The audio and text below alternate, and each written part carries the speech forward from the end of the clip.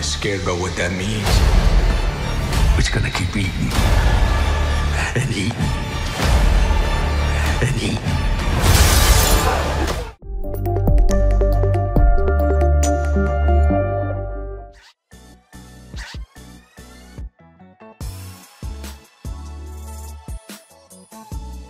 And was the word you were using nuance? What nuance do we like to bring? Yeah.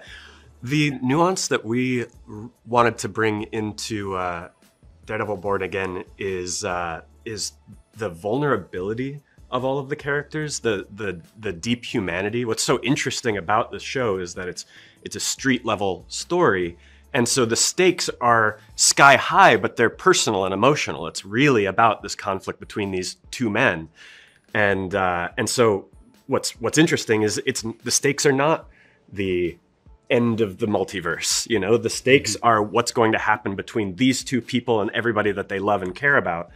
And it's, you know, of course you have heroes and you have villains, but thank God for, you know, the writing on it and for the complexity that Vincent and Charlie and all the other characters bring to it. It's not quite that simple, you know?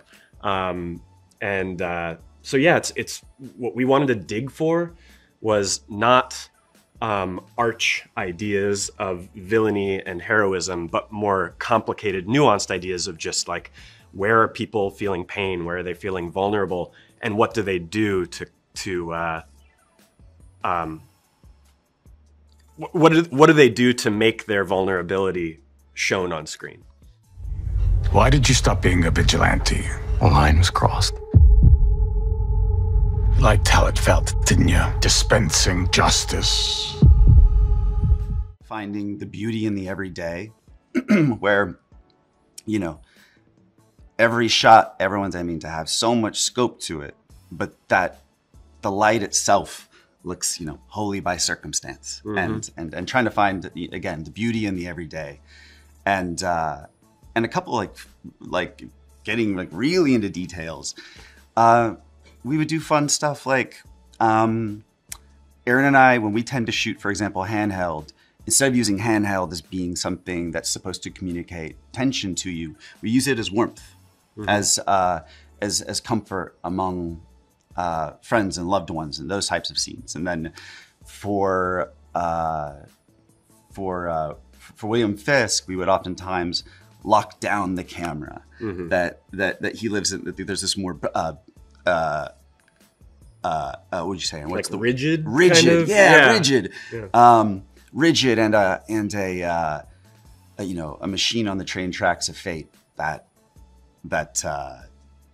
is always so fun to watch Vincent do. And when you lock that camera down on Vincent, he's somehow even more imposing as that character. There's a really fun effect that you get to see a few times in the season, and then smaller versions of it many times.